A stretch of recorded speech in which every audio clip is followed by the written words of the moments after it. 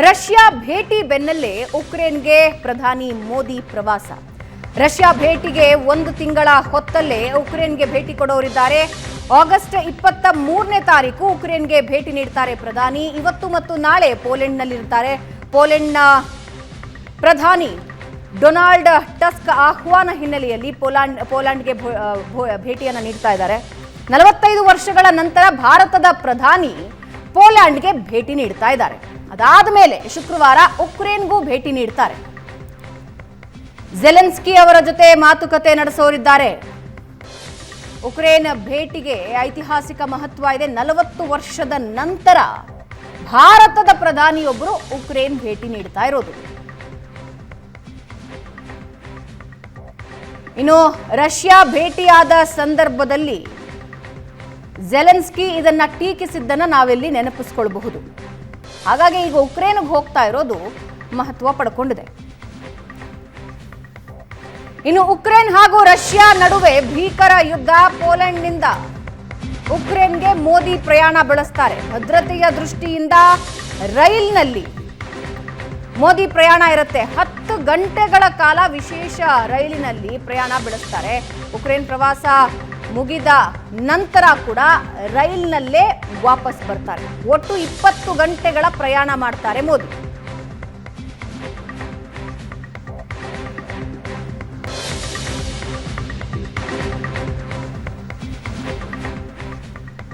ಪ್ರಶಾಂತ್, ಮಹತ್ವದ ಒಪ್ಪಂದಗಳೇನೋ ಅಲ್ಲಿ ಆಗತ್ತೆ ಅನ್ನೋ ನಿರೀಕ್ಷೆ ಇದೆಯಾ ಉಕ್ರೇನ್ನಲ್ಲಿ, ಅಥವಾ ಅದು ಬ್ಯಾಲೆನ್ಸಿಂಗಾ?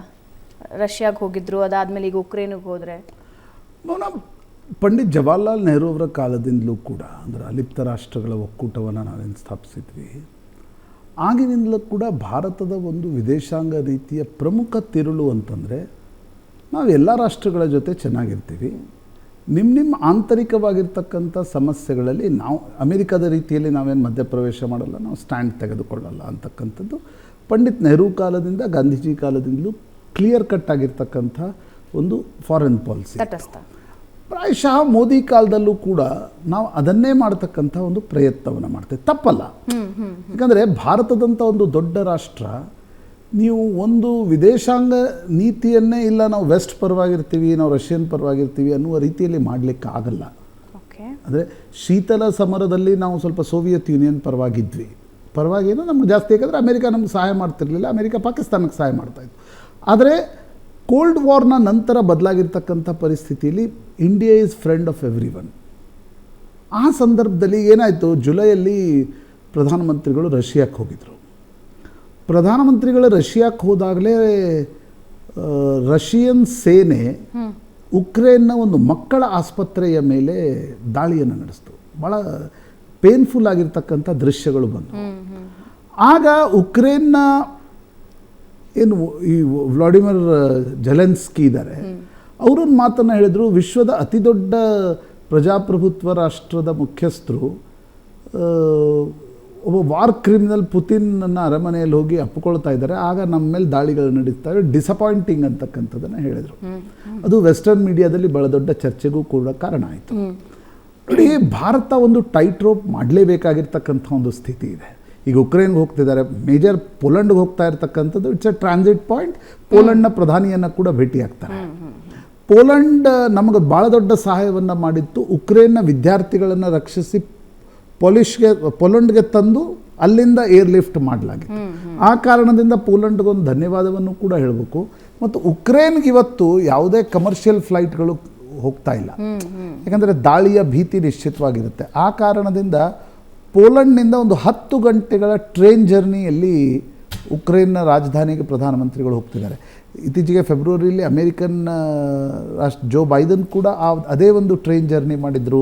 ರಿಷಿ ಸುನಾಕ್ ಹೋಗಿದ್ದರು. ಅದೇ ಟ್ರೈನ್ ಜರ್ನಿಯನ್ನು ಪ್ರಧಾನಿಗಳು ಮಾಡಲಿದ್ದಾರೆ. ಉಕ್ರೇನ್ನಲ್ಲೂ ಒಂದು ಸುಮಾರು 6-7 ಗಂಟೆಗಳ ಕಾಲ ಮಾತ್ರ ಇರ್ತಾರೆ. ಬಟ್ ನೀವು ಹೇಳ್ದಂಗೆ ತುಂಬ ಮಹತ್ವದ ಕೋಆಪರೇಷನ್, ಕೆಲವು ಬೈಲ್ಯಾಟ್ರಲ್ ಟಾಕ್ಸ್ ಮಾಡ್ತಾರೆ ಅನ್ನೋದು ಬಿಟ್ಟರೆ ಔಪಚಾರಿಕವಾಗಿ, ಪ್ರಮುಖವಾಗಿ ನಾನು ರಷ್ಯಾಕ್ಕೆ ಹೋಗಿದ್ದರಿಂದ ನಾವು ಉಕ್ರೇನ್ಗೂ ಕೂಡ ಭೇಟಿ ಕೊಡ್ತೀವಿ, ಒಂದು ರೀತಿಯ ಪೀಸ್ ಮೇಕರ್ ಅನ್ನು ಮಾಡ್ತೀರಿ. ಆದರೆ ನಾವು ಯಾವುದೇ ಕಾರಣಕ್ಕೂ ಕೂಡ ಯುದ್ಧದಲ್ಲಿ ಮಧ್ಯಪ್ರವೇಶ ಮಾಡೋದಾಗಲಿ, ಯಾರ ಜೊತೆ ನಿಲ್ಲೋದಾಗಲಿ ಮಾಡಲ್ಲ ಅಂತಕ್ಕಂಥದ್ದನ್ನು ಭಾರತ ಬಾರಿ ಬಾರಿ ಸ್ಪಷ್ಟಪಡಿಸಿದೆ.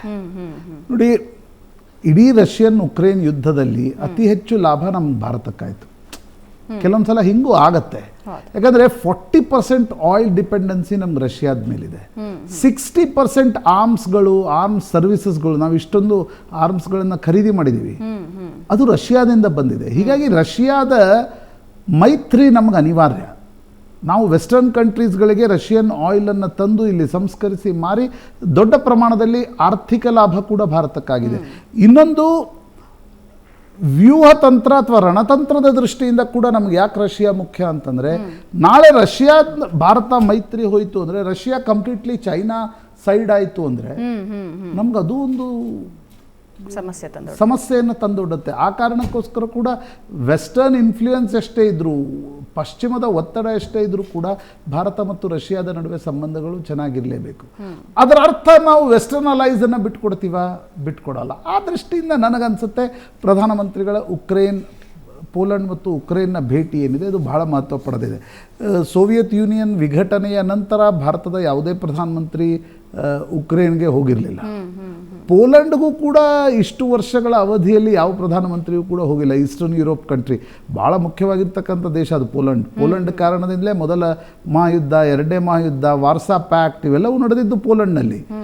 ಅಲ್ಲಿ ಭಾರತದ ಪ್ರಧಾನಮಂತ್ರಿಗಳು ಹೋಗ್ತಾ ಇದ್ದಾರೆ. ನಿಶ್ಚಿತವಾಗಿ ಒಂದು ಬ್ಯಾಲೆನ್ಸಿಂಗ್ ಆ್ಯಕ್ಟನ್ನು ಪ್ರೈಮ್ ಮಿನಿಸ್ಟರ್ ಮೋದಿ ಮಾಡ್ತಾ ಇದ್ದಾರೆ, and it is rightly so. Bharat ನೋಡಿ, ಈಗ 2001 war on terror George bush ಘೋಷಿಸಿದರು.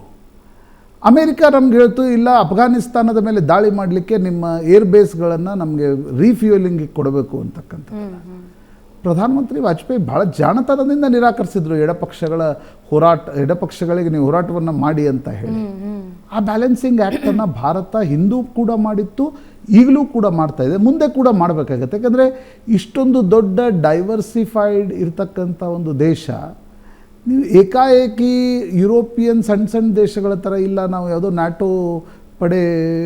ನ್ಯಾಟೋ ಜೊತೆ ಸೇರ್ಕೊಂಡ್ಬಿಡ್ತೀವಿ ಅಂದರೆ, ನಾವೇನು ನ್ಯಾಟೋಗೆ ಸೇರ್ಕೊಳ್ಳಲ್ಲ, ಆದರೆ ನ್ಯಾಟೋಗೆ ಸಹಾಯ ಮಾಡ್ತೀವಿ, ಇಲ್ಲ ರಷ್ಯಾಗೆ ಸಹಾಯ ಮಾಡ್ತೀವಿ ಅಂತಕ್ಕಂಥದ್ದು ಹೇಳೋಕ್ಕಾಗಲ್ಲ. ನಮ್ಮ ಪಕ್ಕದಲ್ಲಿ ಚೈನಾ ಇದೆ, ಅದನ್ನು ಕೌಂಟರ್ ಬ್ಯಾಲೆನ್ಸ್ ಮಾಡಬೇಕಾಗತ್ತೆ. ಆ ದೃಷ್ಟಿಯಿಂದ ಒಂದು ಬ್ಯಾಲೆನ್ಸಿಂಗ್ ಆ್ಯಕ್ಟನ್ನು ಪ್ರೈಮ್ ಮಿನಿಸ್ಟರ್ ಮಾಡ್ತಾ ಇದ್ದಾರೆ. ಆ ರೈಲ್ವೆ ಕೂಡ ಆ ರೈಲ್ವೆ ದೃಶ್ಯಗಳನ್ನು ನಮ್ಮ PCR ತೆಗೆದು ತೋರಿಸಿದರೆ, ರೈಲ್ವೆ 1 ಏನಿದೆ ಆ ಟ್ರೈನ್ ಕೂಡ ಭದ್ರತೆಯ ದೃಷ್ಟಿಯಿಂದ ಭಾಳ ಮಹತ್ವಪೂರ್ಣವಾಗಿರ್ತಕ್ಕಂಥ ಒಂದು train. That is called as a VIP train only. ಅದು VIP ಟ್ರೈನ್ ಅನ್ನುವ ಕಾರಣಕ್ಕೋಸ್ಕರ ರೂಪಿಸಲಾಗಿದೆ. ಅನೇಕ ಪಶ್ಚಿಮದ ದೇಶಗಳ ಮುಖ್ಯಸ್ಥರು ಆ ಟ್ರೈನ್ ಮುಖಾಂತರ ಹೋಗಿ ಉಕ್ರೇನ್ಗೆ ಒಂದು ಬೆಂಬಲವನ್ನು, ಈಗ ಭಾರತದ ಪ್ರಧಾನಿ ಕೂಡ ಯಾಕೆ ಹೋಗ್ತಿದ್ದಾರೆ, ನಾವೇನು ರಷ್ಯಾದ ಆಲ್ ವೆದರ್ ಪಾರ್ಟ್ನರ್, ಅಮೆರಿಕಾದ ಪಾರ್ಟ್ನರ್ಗಳಿವೆ ಅಲ್ವಾ ನ್ಯಾಟೋ, ಆ ರೀತಿಯ ಪಾರ್ಟ್ನರ್ಗಳಲ್ಲ ನಾವು. ಭಾರತ ಮತ್ತು ರಷ್ಯಾದ ಮಧ್ಯೆ ಹಳೆಯ ಸಂಬಂಧಗಳಿವೆ, ಅನೇಕ ವ್ಯಾಪಾರದ ಒಪ್ಪಂದಗಳಿವೆ. ಹೀಗಾಗಿ ನಾವು ಏಕಾಏಕಿ ಅಮೆರಿಕ ಹೇಳ್ತು ಅನ್ನುವ ಕಾರಣಕ್ಕೋಸ್ಕರ ನಾವು ರಷ್ಯಾದ ಮೈತ್ರಿಯನ್ನು ಬಿಟ್ಟುಕೊಡ್ತಕ್ಕಂಥ ಪಾಕಿಸ್ತಾನದ ಥರ ಭಿಕ್ಷಾಪಾತ್ರೆಯನ್ನು ಹಿಡ್ಕೊಂಡು ಓಡಾಡುವ ದೇಶ ಅಲ್ಲ. ಆ್ಯಂಡ್ ಅಮೆರಿಕನ ಯಾವ ಕಾಲಕ್ಕೂ ನಂಬೋದಕ್ಕೆ ಸಾಧ್ಯ ಇಲ್ಲ. ಅಲ್ಲ ನೋಡಿ, ಈಗ ನೀವು ಬಾಂಗ್ಲಾದೇಶ ತೆಗೆದುಕೊಳ್ಳಿ. ಬಾಂಗ್ಲಾದಲ್ಲಿ ಭಾರತದ ಮಿತ್ರ ಪ್ರಧಾನಮಂತ್ರಿಯನ್ನು ಅಲ್ಲಿಂದ ರಾತ್ರೋರಾತ್ರಿ ಓಡಿಸುವಾಗ ಅಮೆರಿಕದ ಪಾತ್ರ ಇತ್ತು ಅಂತಕ್ಕಂಥದ್ದನ್ನು ದೃಢೀಕರಿಸಲಾಗ್ತಾ ಇದೆ. ಅಮೆರಿಕ ಯಾವತ್ತಿಗೂ ಅಮೆರಿಕವನ್ನೇ ನಂಬಿ ನೀವು ಮಾಡಲಿಕ್ಕಾಗಲ್ಲ, ಅಥವಾ ಅದರ ಅರ್ಥ ಅಮೆರಿಕದ ವಿರುದ್ಧ ಹೋಗಿ ನಾವು ಮಾಡ್ತೀವಿ ಅಂತಕ್ಕಂಥದ್ದಲ್ಲ. ಈ ಬ್ಯಾಲೆನ್ಸಿಂಗ್ ಆ್ಯಕ್ಟ್ ಏನಿದೆ, ಹಿಂದೆ ಪಂಡಿತ್ ನೆಹರು ಅವ್ರದ್ದು ಒಂದು ರೀತಿ ಅಂಧದಲ್ಲಿ ಇತ್ತು. ಹೆಂಗೆ ಚೌ ಎನ್ ಲಾಯ್, ಹಿಂದಿ ಚೀನಿ ಭಾಯಿ ಅಂತಕ್ಕಂಥದ್ದನ್ನು ಚೌ ಎನ್ ಲಾಯ್ ಹತ್ರ ಹೇಳ್ತಾ ಇದ್ರು. ಅದೇ ಚೈನಾ ನಮಗೆ ಬ್ಯಾಕ್ ಸ್ಟ್ಯಾಬ್ ಮಾಡ್ತು. ಆ ರೀತಿಯ ಅಂಧವಾಗಿರ್ತಕ್ಕಂಥ ಮೈತ್ರಿಯ ಅವಶ್ಯಕತೆ ಇಲ್ಲ. ಆದರೆ ನಾವು ವ್ಯಾಪಾರ ವಹಿವಾಟನ್ನು ನಡೆಸ್ತಾ ಎಲ್ಲ ದೇಶಗಳೊಂದಿಗೂ ಒಳ್ಳೆಯ ಸಂಬಂಧಗಳನ್ನು ಇಡ್ತೀವಿ, ನಾವು ಪೀಸ್ ಮೇಕರ್ ಆಗಿ ಮಾಡ್ತೀವಿ ಅಂತ. ಈಗ ನೋಡಿ, ರಷ್ಯಾದಲ್ಲೇ ಭಾರತದ ಪ್ರಧಾನಿ ಪುಟಿನ್ ಹೇಳಿದರು, ನೀವು ಯುದ್ಧವನ್ನು ಮಾಡಿ ಏನನ್ನೂ ಗಳಿಸ್ಲಿಕ್ಕಾಗಲ್ಲ, ಶಾಂತಿಯೇ ಅಂತಿಮ ಅಂತಕ್ಕಂಥದ್ದು. ಪ್ರಾಯಶಃ ಪೀಸ್ ಪ್ರೊಸೆಸ್ನ ಭಾಗವಾಗಿ ಪ್ರಧಾನಿಗಳು ಉಕ್ರೇನ್ಗೆ ಹೋಗ್ತಾ ಇದ್ದಾರೆ. ಇಂಟರ್ನ್ಯಾಷನಲ್ ಪ್ರೆಸ್ನಲ್ಲಿ ದೊಡ್ಡ ಚರ್ಚೆ ಇದೆ. ಪ್ರಧಾನಮಂತ್ರಿ ಪುತಿನ್ ಅವರಿಂದ ಏನಾದರೂ ಮೆಸೇಜ್ ಒಯ್ತಾ ಇದ್ದಾರಾ, ಪ್ರಧಾನಮಂತ್ರಿಗಳು ರಷ್ಯಾ ಮತ್ತು ಉಕ್ರೇನ್ ಮಧ್ಯೆ ಒಂದು ರೀತಿಯ ಮಾತುಕತೆಯ ಪ್ರಯತ್ನ ಪಡ್ತಾ ಇದ್ದಾರೆ. ಭಾರತ ಬಾರಿ ಸ್ಪಷ್ಟಪಡಿಸಿದೆ, ಆ ರೀತಿಯಾಗಿರ್ತಕ್ಕಂಥ ಎಫರ್ಟ್ನಲ್ಲಿ ನಾವು ಭಾಗಿಯಾಗಲ್ಲ, ನಿಮ್ಮ ಜಗಳಗಳನ್ನು ನೀವು ಬಗೆಹರಿಸ್ಕೊಳ್ಳಿ, ಆದರೆ ಪೀಸ್ಗೆ ಮಹತ್ವವನ್ನು ಕೊಡಿ ಅಂತಕ್ಕಂಥದ್ದನ್ನು ಭಾರತ ಸ್ಪಷ್ಟವಾಗಿ ಹೇಳಿದೆ. ನಿಶ್ಚಿತವಾಗಿ ಒಂದು ವೆಸ್ಟರ್ನ್ ಕಂಟ್ರೀಸ್ ಜೊತೆ, ವೆಸ್ಟರ್ನ್ ಅಲೈಸ್ ಜೊತೆಗೂ ಕೂಡ ನಾವಿದ್ದೀವಿ, ರಷ್ಯಾದ ಜೊತೆಗೂ ಕೂಡ ನಾವಿದ್ದೀವಿ ಅಂತಕ್ಕಂಥದ್ದನ್ನು ತೋರಿಸುವ ಭಾಗ.